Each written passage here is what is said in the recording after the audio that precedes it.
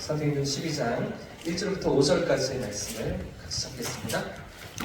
신약성경 207년에 있는 사도행전 12장 1절부터 3절까지 말씀이네요. 3절까지만 같이 보도록 하겠습니다.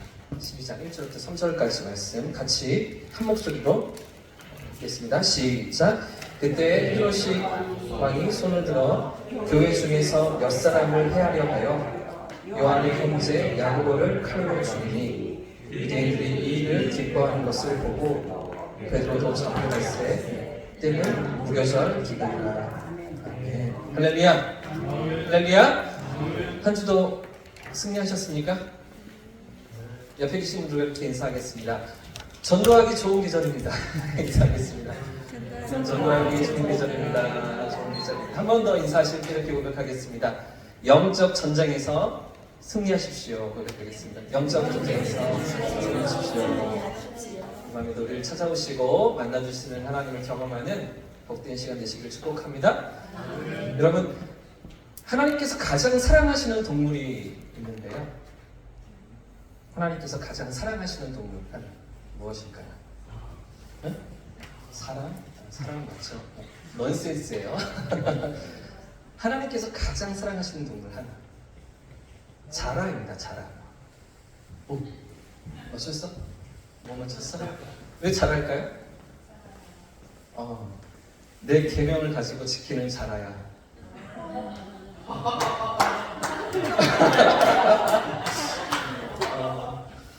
청년들이 좋아하네. 그런가 하면 우리가 합심해서 기도할 때 주님을 한 번 찾죠. 주님 한 번 찾고 부르짖고 기도하죠. 아니면 3번 주님 찾고 기도하시죠. 왜 2번 안 하는지 아십니까? 왜 2번 주여 주여 이렇게 안 하는지 아십니까? 주여 주여 하면 지옥에 가기 때문이죠. 나더러 주여 주여 하는 자마다 천국에 갈 것이 아니에요. 이렇게 말씀하셨어요. 예, 어떤 사람이 죽어서 지옥에 갔습니다. 지옥 문 앞에 이르렀는데 그 문 앞에 커다랗게 간판을 걸어놓고는 공사 중이라는 겁니다. 간판에 수리 중 이렇게 써 있는 거죠. 지옥 문 앞에 이렇게 써 있는 것이죠. 그래서 이 사람이 공사 책임자에게 물었습니다. 그러니까 무슨 수리를 하느냐고, 지옥에 무슨 수리할 게 있냐고 이렇게 공사 책임자에게 물었더니 한국에서 오는 사람들 때문에, 한국에서 지옥에 오는 사람들 때문에 수리를 안 할 수가 없다는 거죠. 그런데 왜 한국 사람들 때문에 지옥을 수리해야 했을까요? 왜 지옥이 한국 사람들 때문에 수리하는 일이 생겼을까요? 한국은 동네마다 이렇게 불가마, 사우나, 찜질방, 쑥탕 이런 것들이 너무나 대중화되어서 뜨거운 데에 다 적응된 채로 지옥에 오기 때문인 거지. 아, 시원해서 좋다, 화끈해서 좋다 이러면서 불가마를 즐기고 있다는 겁니다. 그래서 10배 정도는 더 뜨겁게 하려고 지옥을 수리하고 있다는 거죠. 이번엔 또 어떤 사람이 천당에 갔습니다. 천당 입구에 사람들이 장사진을 치고서 천국에 들어가지 못하고 있었는데요. 대혼잡이 벌어지고 있는 거죠. 그래서 이 사람이 팀장처럼 보이는 천사에게 찾아가서 물었습니다. 왜 이렇게 입구가 혼잡합니까? 천사에게 물었더니 그 천사가 뭐라고 대답했을까요? 요즘은 다 얼굴을 뜯어붙여서 이 사진과 얼굴을 확인하는 시간이 걸린다는 거죠. 어떠십니까, 여러분? 여러분은 천국 갈 준비가 되어 있으십니까? 혹시 문 앞에서 이렇게 헷갈리는 건 아니겠죠?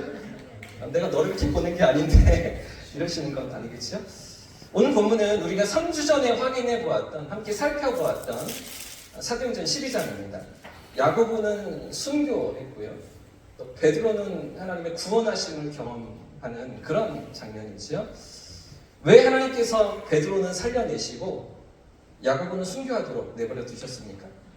기억나세요? 사명 때문이었죠. 야고보는 자신이 감당해야 될 사명을 다 이루었고요.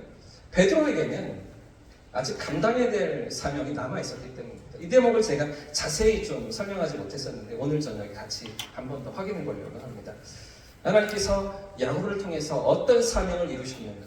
그래서 그는 데려가셨는가? 어떤 사명이 베드로에게 남아있었는가? 그래서 그는 조금 더 시간이 연장되었는가? 이 부분을 함께 생각해 보기를 원하는 겁니다. 아마 야고보는요, 예루살렘 교회를 세우면서 해야 할 모든 역할들을 다 감당했던 것 같습니다. 야고보의 이름이 다 이렇게 선명하게 등장하진 않지만, 구체적으로 등장하진 않지만 사도들이 능욕과 핍박을 당하며 이 복음으로 인해서 십자가 복음으로 인해서 채찍질을 당할 때 이 야고보도 그때 그 자리에 함께 있었던 것이죠. 사도행전 5장 말씀해 보시면 이런 대목이 있습니다. 5장 41절과 42절 말씀해 보시면 제가 읽어드릴게요. 사도들은 그 이름을 위하여 예수님의 이름을 위하여 능욕받는 일에 합당한 자로 여기심을 기뻐하면서 공의 앞을 떠나니라. 그들이 날마다 성전에 있든지 집에 있든지 예수는 그리스도라고 가르치기와 전도하기를 그치지 아니하니라. 사도들은 그 이름을 위하여 예수의 이름을 위한 능욕받는 일에 합당한 자로 여기심을 기뻐하였다. 이 사도들이 그랬다는 건데 이 사도들 가운데 누가 들어있는 것입니까? 야고보가 들어있는 거죠.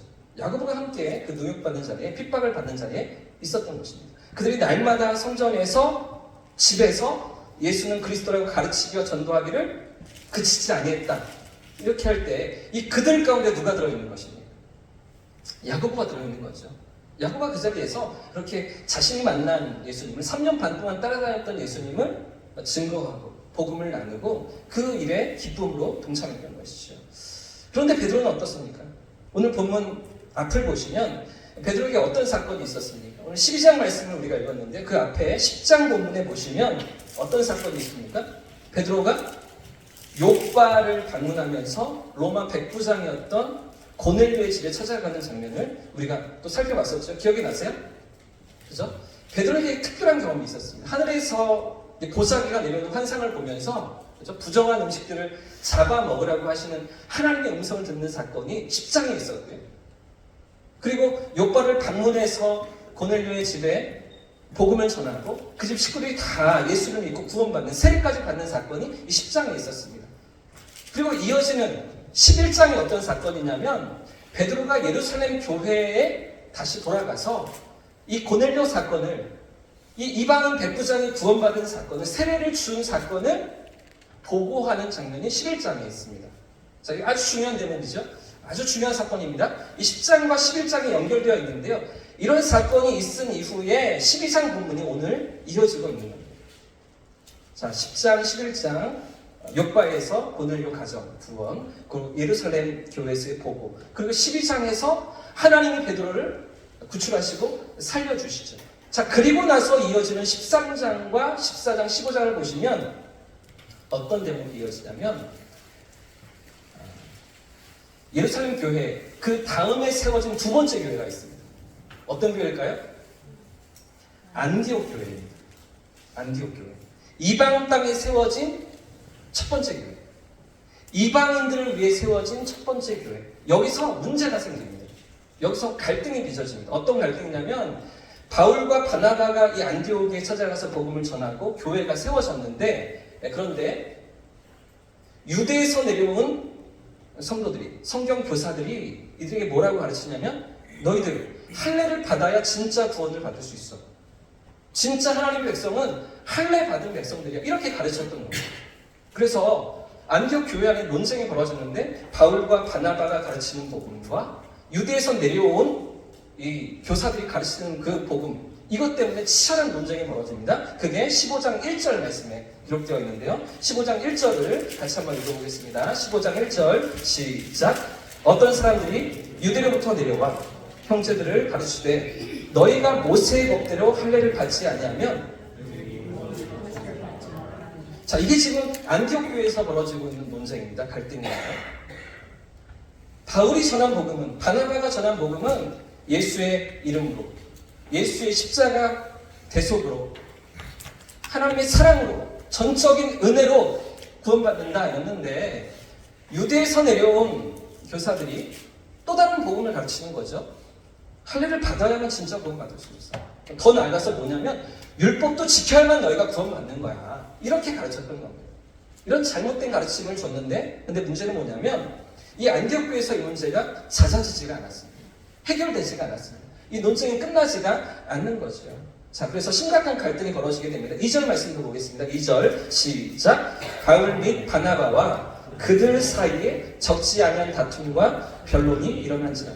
형제들이 이 문제에 대하여 바울과 바나바와 및 그 중에 몇 사람을 예루살렘에 있는 사도와 장로들에게 보내기로. 이 안디옥 교회에서 자체적으로 해결이 안 되는 거죠.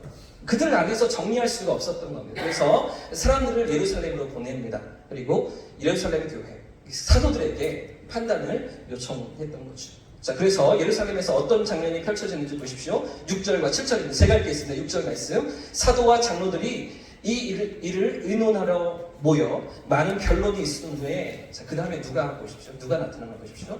베드로가 일어나 말하되. 베드로가 이 상황을 정리하는 겁니다. 그 뒤에 이어지는 말씀은 베드로가 이 모든 문제를 다 정리하는데 어떻게 정리하냐면, 나에게 이런 경험이 있었다. 나에게는 체험을 하게 하셨다.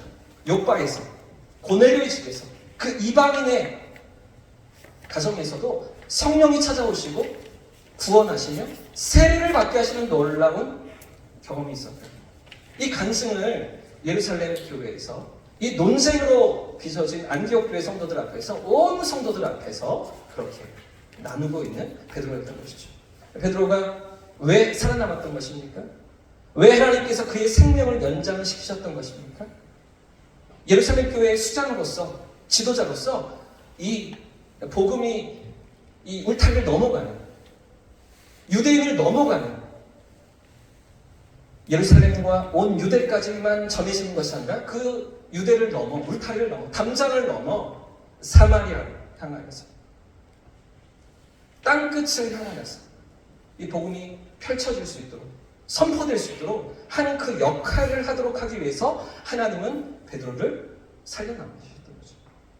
그를 구출하셨던 거죠.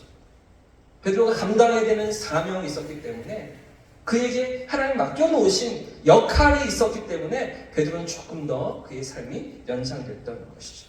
오늘 이 밤에, 오늘 이 자리에 있는 우리를 하나님께서 살려놓으신 이유가 무엇입니까? 오늘 우리의 삶을 살아가게 하시는 하나님의 뜻과 계획이 무엇입니까? 저는 어렸을 적에 그런 생각들 되게 많이 해봤습니다. 정말 하나님이 나를 사랑하시고 천국이 그렇게 좋은 곳이라면 빨리 데려가시지. 왜 시험도 쳐야 하고, 그죠? 왜 공부도 해야 하고, 왜 학교 가서 이렇게 선생님들께 힘들게 배워야 되는 이런 어려운 가운데 나를 두시는가? 하나님이 정말 나를 사랑하시면 빨리 데려가시면 좋을 텐데 왜 이 땅에 남겨두시고 오늘도 살아가게 하시는가? 이런 고민을 했던 적이 있었습니다. 여러분 어떠십니까? 왜 하나님께서 오늘 우리를 살아가게 하십니까? 우리를 사랑하시고 당신의 독생자를 주시기까지 우리를 포기치 못하시는 하나님이 왜 슬픔이 있고 아픔이 있고 눈물이 있는, 여전히 난관이 있는 우리 삶을 이 땅에 두시는 것입니까? 이유가 무엇입니까? 하나님께서 우리에게 기대하시는 사명이 있기 때문이죠.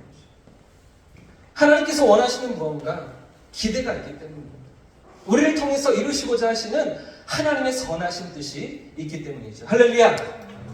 그 하나님을 기대하는 오늘 이 밤 되시기를 축복합니다. 나를 통해서 하나님이 어떤 일들을 이루시길 원하십니까? 밥을 먹어서 살아가십니까? 밥을 먹고 죽어가십니까? 밥을 열심히 먹어서 사십니까? 밥을 열심히 먹고 죽어가십니까? 결국은 죽는 거죠. 결국은 이 땅을 떠나는 겁니다. 유한한 인생, 언젠가는 하나님 앞에 서야 할 인생인데 오늘 하루하루의 삶이 우리가 하나님 손에 붙들려 있는가? 아니면 이 땅에서의 세상이 보여주고 세상이 말하는 것을 쫓아 우리 마음을 빼앗기며 시간을 빼앗기며 우리 인생을 빼앗기며 살고 있는가? 하나님의 부르심과 뜻이 어디에 있는지 그 인도하심을 따라서 사명을 붙들고 살아가는 저와 우리 모두의 삶을 축복합니다. 사실 조금만 더 곰곰이 생각해 보면요, 이 베드로 역시도 결말이 그렇게 낮지는 않았습니다. 베드로도 똑같이 순교했던 것이죠. 야고보처럼 순교했던 것입니다. 시간이 조금 더 주어진 것 같지만, 조금 더 긴 인생을 산 것 같지만, 그러나 베드로 역시도 어떤 치유를 맞이합니까? 십자가 위에서 매달려 순교하죠. 야고보와 별반 다르지가 않습니다. 시간이 조금 더 흘러서 AD 64년경에 이 베드로는 로마 교회를 방문하게 됩니다. 로마 교회. 이미 얼마 전에 사도 바울이 순교했던 그런 로마였죠. 아마 베드로는 폭군 네로에게 핍박을 당하는 로마 성도들을 위로하고 격려하기 위해서 이 로마를 찾아갔던 것 같습니다. 그러나 그 즈음에 또다시 극심한 박해가 시작됩니다. 로마 성도들은 하나둘 잡혀가고요. 순교를 당하게 됩니다. 굶주린 사자에게 던져지면서 죽임을 당하고 있는 것이죠. 이 베드로도 생명의 위협을 느낍니다. 그리고 다른 로마 교회 성도들은 베드로에게 이렇게 얘기하는데요. 베드로, 당신이 죽어서는 안 됩니다. 당신은 계속 살아남아서 더 많은 사람들에게 예수님 이야기를 들려주어야 합니다. 라고 베드로를 설득하는 거죠. 로마를 떠나서 도피할 것을 그렇게 권면했던 겁니다. 이른 새벽에, 새벽 미명에 군사들을 피해서 로마를 빠져나오던 베드로는 저 멀리 누군가 걸어오는 것을 보게 됩니다. 누구셨을까요? 예수님이셨습니다. 예수님께서 십자가를 지고 로마로 들어가고 계셨는데요. 깜짝 놀란 베드로가 예수님께 물었습니다. 주님, 어디로 가십니까? 이렇게 묻는 베드로에게 예수님 뭐라고 대답하십니까? 이렇게 대답하셨습니다. 네가 내 어린 양들을 버리고 도망가니 내가 다시 십자가를 지러 로마로 들어간다. 이 말을 듣고 충격에 빠진 베드로는 발길을 돌려서 다시 로마로 들어가게 됩니다. 그리고 그 로마에서 수많은 사람들에게 복음을 전하다가 3년 후인 AD 67년경에 십자가 위에서 순교를 하게 되시죠.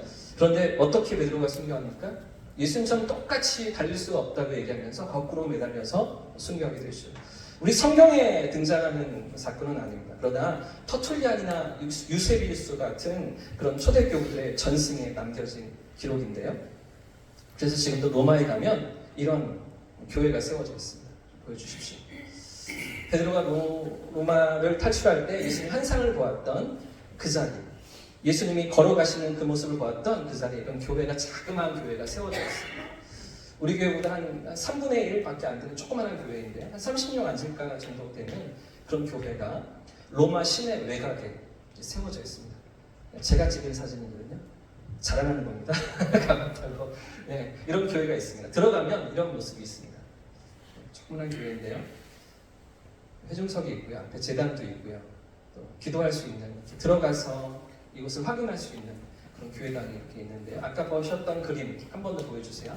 이 그림이 왼쪽 벽면이 그려져 있습니다. 거꾸로 매달린 베드로 그 사건을 기록한 그림으로 제작한 그림이 이렇게 걸려져 있죠. 하나 더 보여주세요. 마지막 사진이 있는데요. 좀 보이십니까? 이 대리석 위에 두 개의 발자국, 한 사람의 발자국인데요. 이게 이렇게 좀 가드도 되어 있고요. 잘 보존하기 위해서 이렇게 지키고 있습니다. 이 교회당 안에 입구에 이렇게 있는 그런 대리석인데요. 예수님 발자국입니다.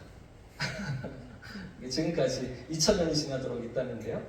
이곳에서 베드로가 예수님 만났고 예수님 걸어가시면서 이렇게 남겨놓으신 족적이라고 하면서 이렇게 보존하고 있는, 잘 모르겠습니다. 아무튼 감은 있습니다. 그런 예수님을 만나고 그런 예수님의 그 로마를 향한, 그 성도들 향한 사랑을 깨닫고 다시 그 로마로 들어가서 목숨을 바쳤던 베드로였던 것이죠. 무슨 이야기입니까? 그저 오래 사는 것이 능사가 아니라는 거죠. 그저 건강하게 잘 먹고 잘 사는 게 전부가 아니라는 겁니다. 요즘 뭐 웰빙 이런 거 얘기 많이 하잖아요. 웰라벨 뭐 이렇게 많이 하잖아요. 일하면서도 내 뭐 꿈을 쫓고 내가 원하는 삶을 살고 내 시간을 알뜰하게 사용하고 뭐 그런 것들을 많이 꿈꾸는 시대 아닙니까? 그러나 그렇게 살아서 어디를 갑니까? 그렇게 나를 위해 살아서, 내 몸뚱이를 위해 살아서 어디로 향하는 것입니까? 그 종착점이 어디입니까? 결국에는 하나님 앞에, 하나님의 심판대 앞에 우리가 서야 하는데 어떤 모습으로 하나님 앞에 설 것인가?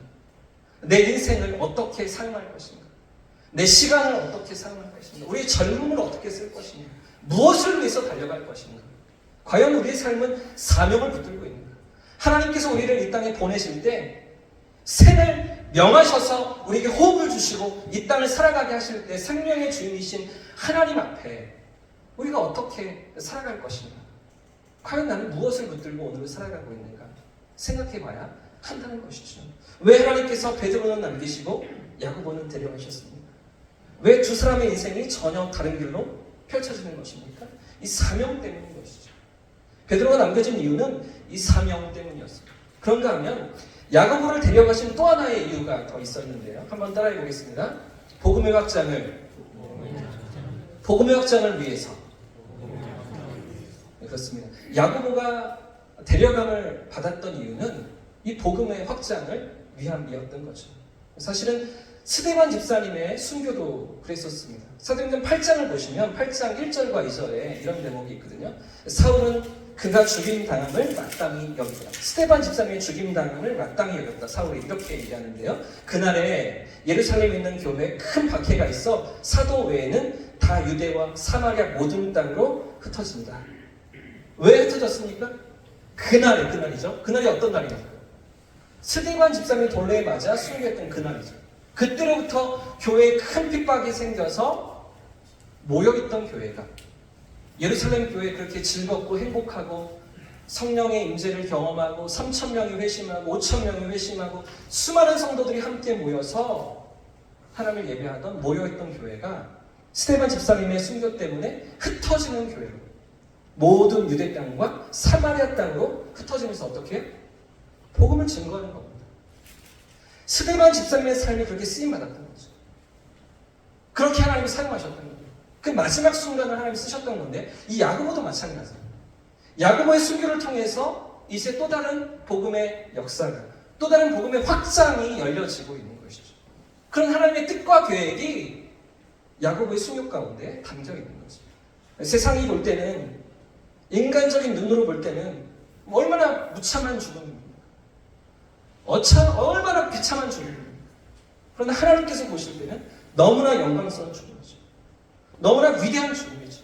이 복음이 확장되는 일을 위해서 교회가 확장되어 가는 일을 위해서 하나님께서 사용하시는 스데반 집사님의 죽음, 사도 야고보의 죽음인 것이죠. 이렇게 흩어진 성도들이 주님의 교회를 세웁니다. 사마리아 땅에 교회가 세워지고요. 안디옥, 그 이방 땅에도 교회가 세워집니다. 에디오피아 내시에게 복음이 전달되고요. 뿐만 아니라 로마 백부장이었던 고넬료의 집에도 그렇죠? 교회가 세워지게 되죠.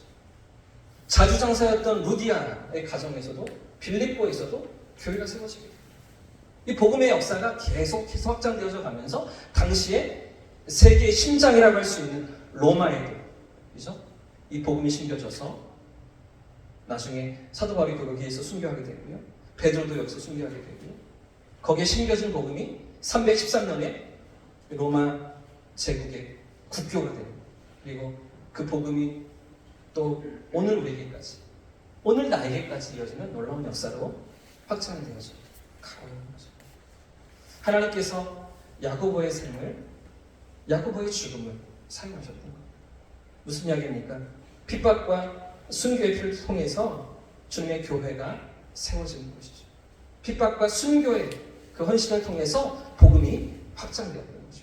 사도행전 1장 8절에 온 유대와 사마리아와 땅끝까지 이르러 그렇죠? 예루살렘과 온 유대와 사마리아와 땅끝까지 이르러 복음이 확장되는데 지금 야고보의 삶이 쓰임받고 있는 겁니다. 오늘 12장 본문 이후에 13장 말씀 보십시오. 13장 2절과 3절 말씀 같이 한번 읽어보겠습니다. 13장 2절 3절 시작. 주를 섬겨 금식할 때에 성령이 이르시되 내가 불러 시키는 일을 위하여 바나바와 사울을 따로 세우라 하시니 이에 금식하며 기도하고 두 사람에게 안수하여.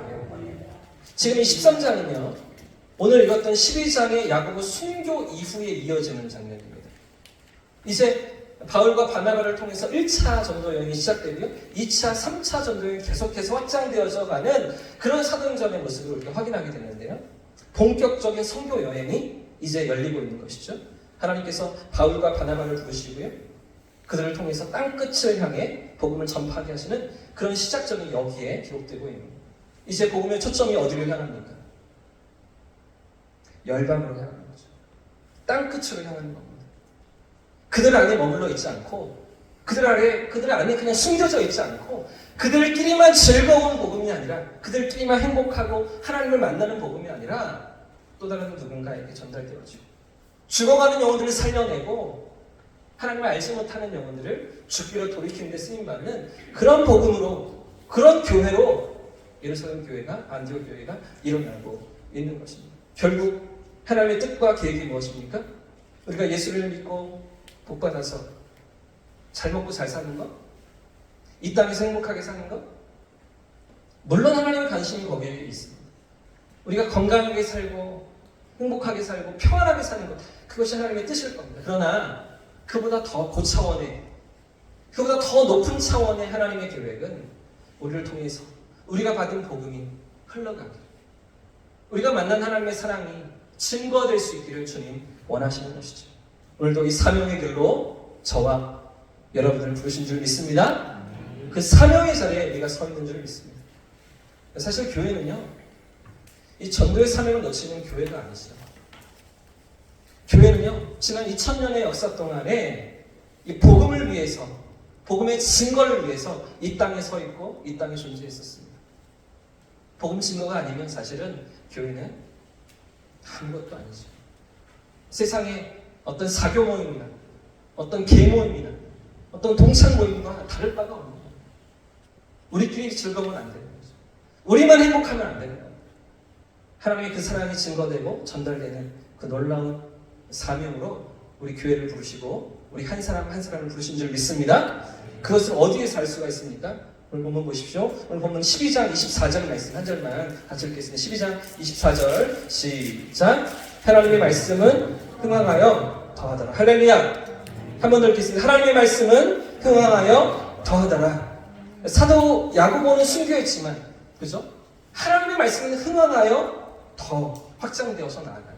그 야고보 사도의 순교를 사용하시고 그 너머의 복음 증거의 확장을 하나님 일하시는 그런 역사로 오늘 사도행전 우리에게 보여주고 있는 것이죠. 흥왕케 하시며 부흥케 하시는 하나님의 역사로 나아가는 교회였던 것이죠. 그 모든 핍박 가운데서도 주님의 교회는 결국 부흥하는 것이죠. 이 교회를 말살시키려고 로마 제국은, 유대 종교 지도자들은 그렇게 핍박하고 괴롭히며 잡아 가두었지만 주님의 교회는 결국 흥왕하고 부흥하는 것이죠. 결국은 당신의 뜻과 섭리 가운데 복음 확장의 역사를 이루어 가셨던 것입니다. 베드로가 왜 살아남아야 했던 것입니까? 그에게 남겨진 사명이 있었기 때문입니다. 야고보는 왜 먼저 부르심을 받았던 것입니까? 그의 사명이 다하였고 그의 순교를 통해서 초대교회가 확장되며 이방인들에게로 복음이 흘러가야 했기 때문이죠. 오늘 우리의 삶에 이유를 알 수 없는 고난이 찾아오기도 합니다. 우리의 삶에도 다 알 수 없는, 원치 않는 고난과 어둠의 시간들이 찾아오기도 하죠. 우리가 그 이유를 다 알지 못할 수도 있습니다. 다 이해하지 못할 수도 있습니다. 그러나 그 가운데서도 우리의 삶을 통해서 누구의 뜻이 이루어져 가는 것입니까? 그런 삶의 자리를 통해서 하나님이 어떻게 역사하시는 것입니까? 주님의 교회를 통해, 주님의 성도들을 통해 주의 복음을 증거하게 하시고 주님의 사랑을 증거하게 하시는 복음 증거의 역사로 우리의 삶을 쓰시기를 원하시는 것이죠. 먼저 부르심을 받아도 주님의 뜻입니다. 조금 더 시간이 주어진다 해도 주님의 섭리 가운데 있는 것이죠. 오늘 이 땅에 살아가는 우리의 삶의 존재의 목적이 하나님의 뜻, 우리에게 맡기신 사명을 감당하는 데 있는 줄 믿고 오늘도 복음을 위해 살아가는 저와 우리 모두의 삶을 축복합니다. 축원합니다.